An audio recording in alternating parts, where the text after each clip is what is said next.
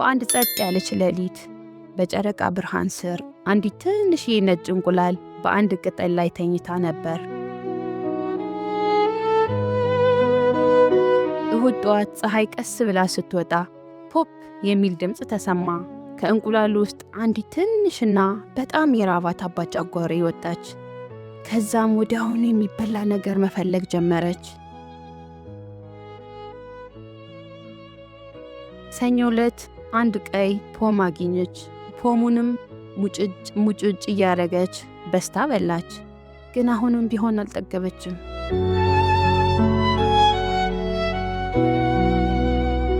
ማክሰኞ ደግሞ 2 ፒር አገኘች። እስቲ አብረን እንቁጠር። 1 2 ሁለቱንም በስታ በላቻቸው።